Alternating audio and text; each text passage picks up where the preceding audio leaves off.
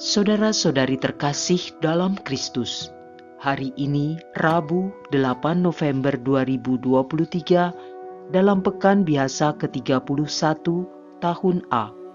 Bacaan dibawakan oleh Renata Putri, Mazmur dilantunkan oleh Maria Paula, dan renungan ditulis oleh Maria Monica. Selamat menekuni Sabda Allah. Marilah mewujudkan kebaikan bersama untuk hidup dalam damai dan sejahtera.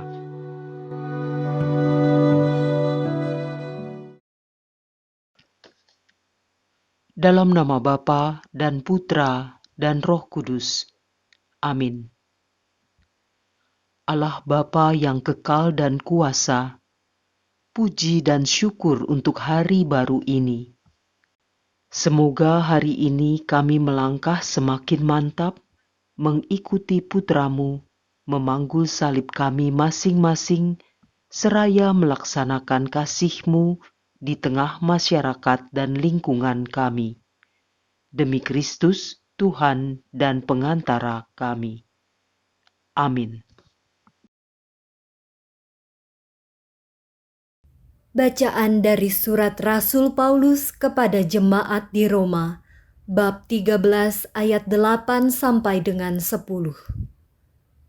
Saudara-saudara, janganlah berutang sesuatu kepada siapapun, tetapi hendaklah kamu saling mengasihi. Sebab barang siapa mengasihi sesamanya manusia, ia sudah memenuhi hukum Taurat.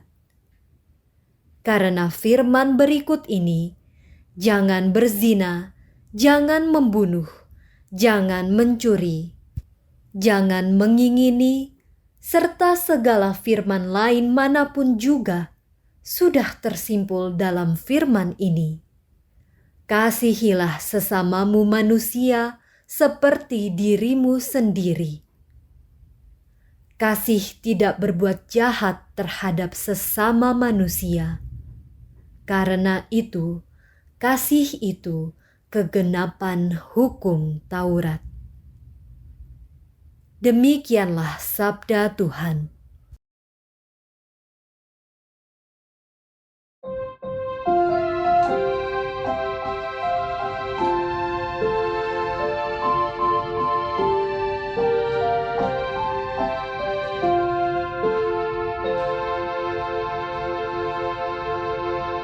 Orang baik menaruh belas kasihan dan memberi pinjaman. Berbahagialah orang yang takwa pada Tuhan, yang sangat suka akan segala perintah-Nya. Anak cucunya akan perkasa di bumi, keturunan orang benar akan diberkati. Orang baik menaruh belas kasihan dan memberi pinjaman.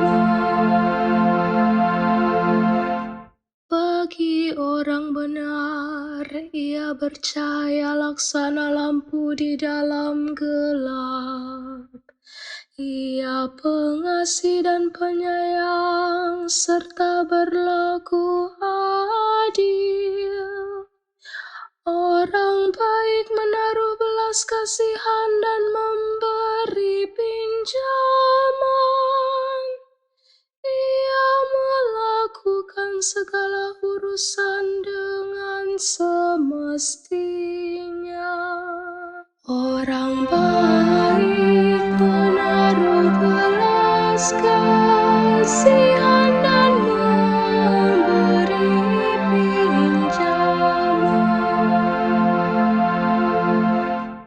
Ia murah hati. Orang miskin diberinya derma,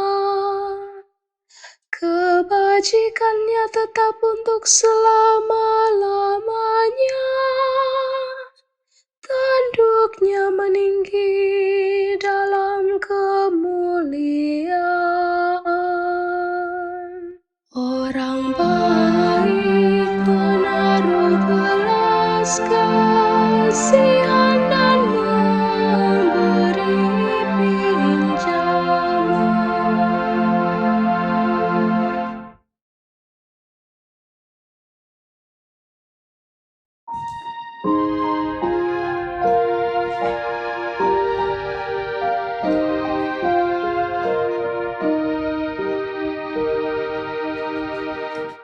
Haleluya, haleluya, haleluya.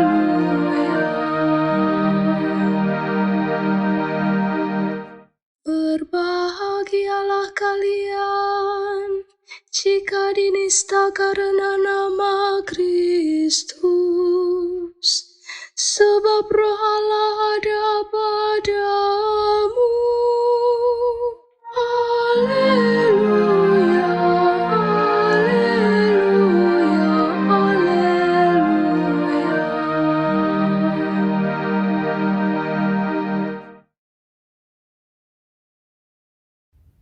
Inilah Injil suci menurut Lukas, bab 14 ayat 25 sampai dengan 33. Pada suatu ketika, orang berduyun-duyun mengikuti Yesus dalam perjalanannya. Sambil berpaling, Yesus berkata kepada mereka, "Jika seorang datang kepadaku, dan ia tidak membenci bapanya, ibunya, istrinya, anak-anaknya, saudara-saudarinya, bahkan nyawanya sendiri, ia tidak dapat menjadi muridku. Barang siapa tidak memanggul salibnya dan mengikuti aku, ia tidak dapat menjadi muridku. Sebab siapakah di antaramu yang mau membangun sebuah menara, tidak duduk membuat anggaran belanja dahulu? Apakah uangnya cukup untuk menyelesaikan pekerjaan itu? Jangan-jangan sesudah meletakkan dasar, ia tidak dapat menyelesaikannya." Lalu semua orang yang melihat itu akan mengejek dengan berkata, "Orang itu mulai membangun, tetapi tidak dapat menyelesaikan." Atau raja manakah yang hendak berperang melawan raja lain, tidak duduk mempertimbangkan dulu, apakah dengan 10.000 orang ia dapat melawan musuh yang datang menyerang dengan 20.000 orang? Jika tidak dapat, ia akan mengirim utusan selama musuh masih jauh untuk menanyakan syarat-syarat perdamaian. Demikianlah setiap orang di antaramu yang tidak melepaskan diri dari segala miliknya tidak dapat menjadi muridku. Demikianlah sabda Tuhan.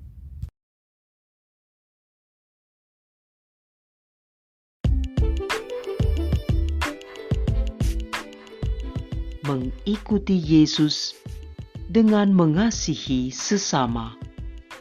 Renungan dibawakan oleh Maria Monica.